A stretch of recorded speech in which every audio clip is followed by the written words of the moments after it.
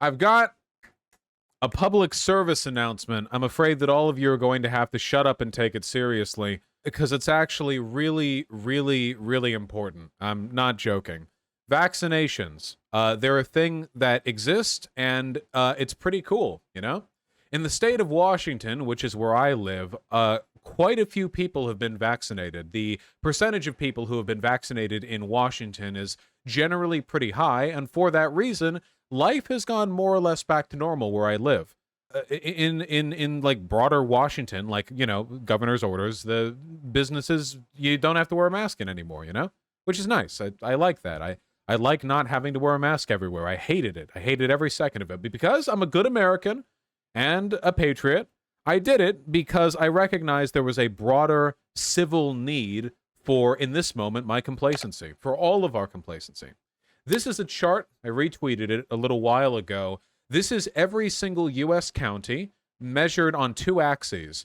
How many adults there have been fully vaccinated, and how many of them voted for Trump?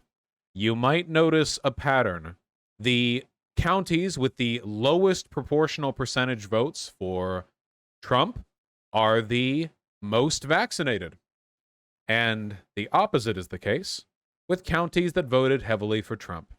Now, this is an incredibly significant distinction. I don't know what the mean line is here necessarily. I can see a line traced right here. The bulk right here in the red side for the Trump County side is around 35%. And the bulk over here in the blue side, the not Trump voting side, that's about 55%. That is an unbelievable difference. The difference here between about 35% of the population being vaccinated and about 55 is astronomical. It's insane. That is an unbelievable difference. Apparently, according to this chart, there's one county right up here, in which 5% of people voted for Trump, where every single adult is vaccinated. I don't know what the population of that county is. I don't know what that county is. But good for them, you know? Good for them. They seem cool. They probably have like 6 people who live there, you know? I'm going to give you guys a really basic spiel that you've all heard before, but I want to rush through it because you're not actually my target audience, okay? COVID sucks. People have tried to find groups to blame. There's been a protracted effort in this country to blame this governor or that, China, you know? I don't know. I don't really care. I think that when an adult sees the problem, their first thought is, how do I fix it? Not who's to blame for this problem. When you get really hung up on trying to assign blame rather than address the problem, you distract yourself from the most productive path that you can take. So what do we do to fix this? Well, the funny thing is, nobody on the right seems to have a consistent story on this. You know, there are commenters on the right, on Fox News and stuff, who are saying people shouldn't get vaccinated.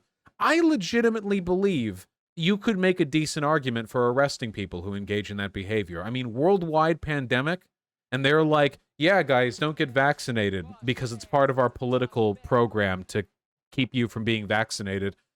They're all vaccinated. Tucker Carlson is vaccinated. Charlie Kirk is vaccinated. The Fox News hosts are vaccinated. The billionaires are vaccinated. Trump is all of them are vaccinated. Why don't they want Trump pushed the vaccines. He bragged.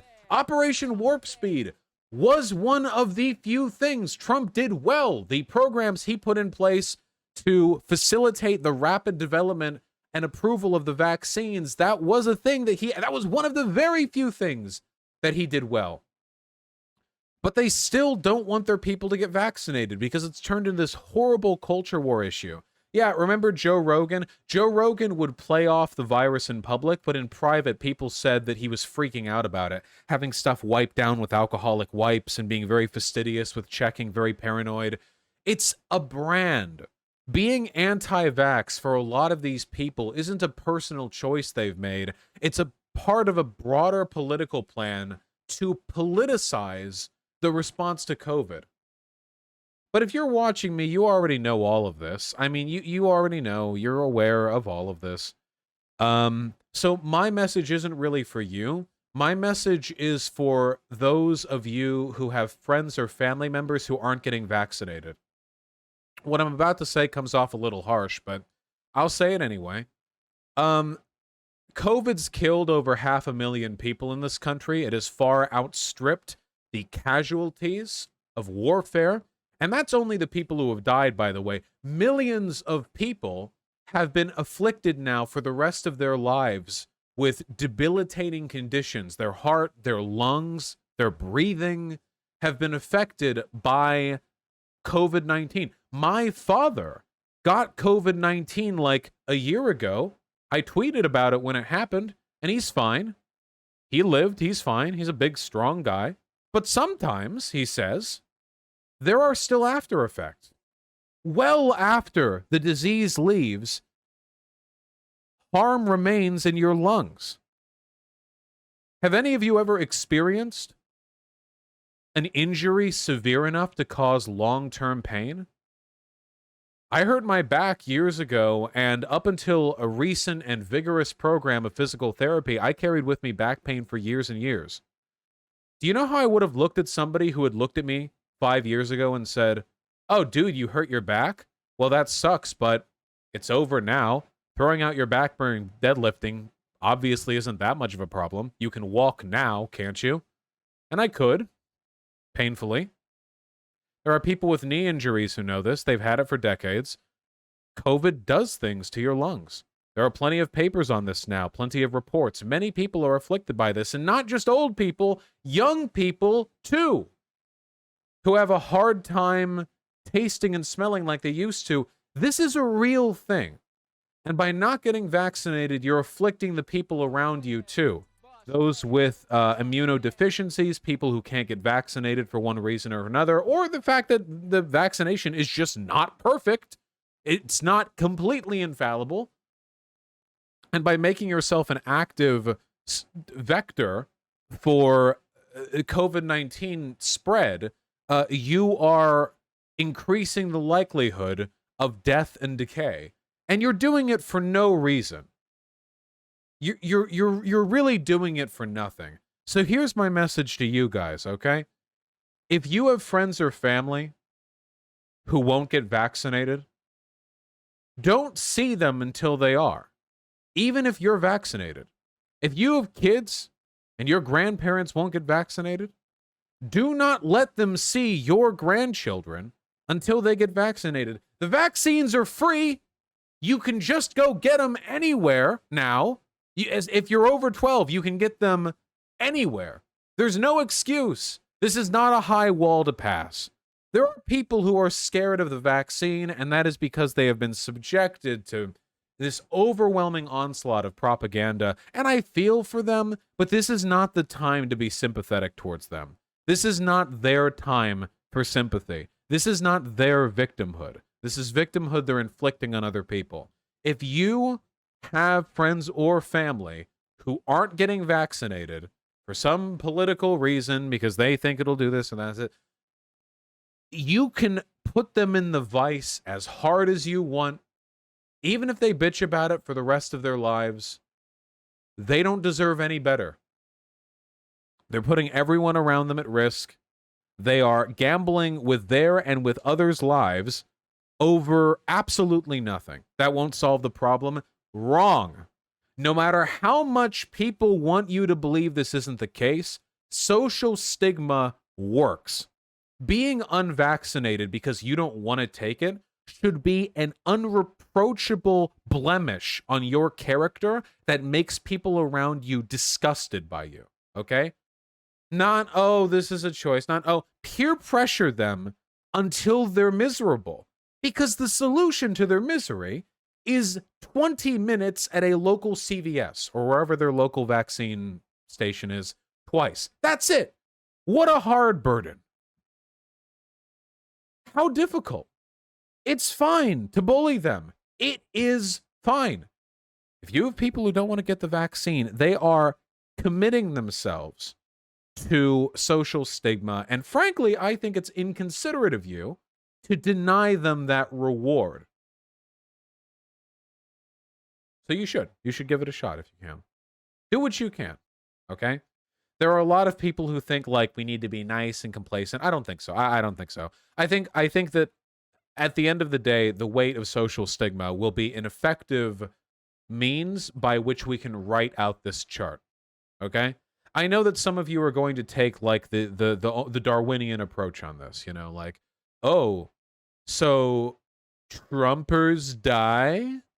Ooh, so sad.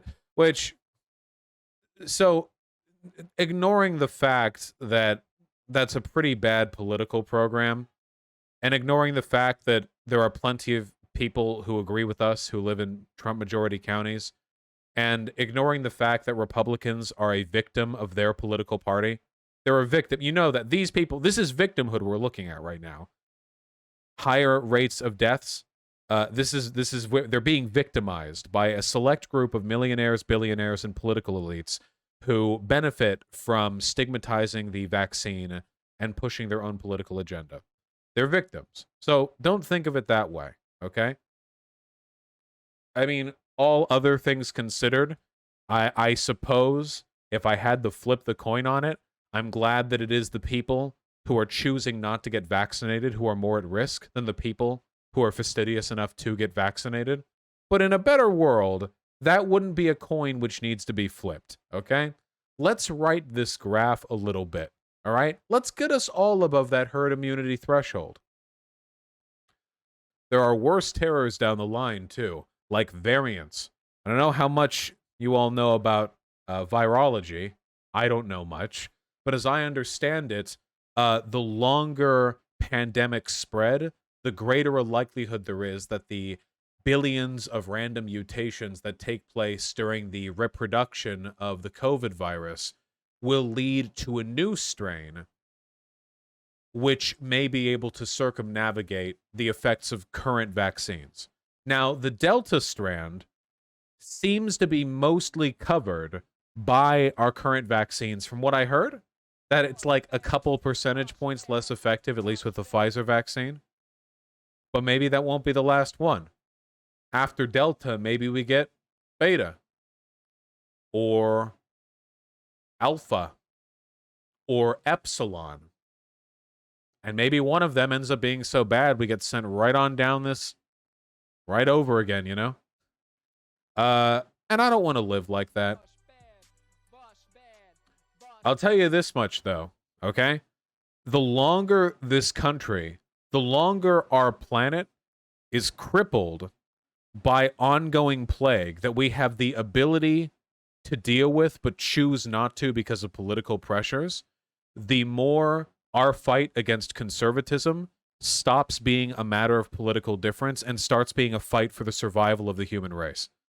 Between that and between climate change, the greater the moral stakes are raised, the more we have to consider this a fight for our continued existence, for everyone's existence. Christ. I mean, seriously, look at this. We fight for the continued existence of everyone, including the people here on the right side. These people too. I want them to live. I want their children to live. I want their grandchildren to live. I want us all to live. We're all victims here of the politicization of this virus. Some of us more severely than others, but we still are. Same with climate change. Though, I do want Florida to sink into the ocean. I am consistent on this position with that one exception. I am okay with Florida sinking, okay? Honestly, I think a lot of Floridians would be too. You know? I think there's, like, they just see the water rushing in, they're like, yeah. Okay.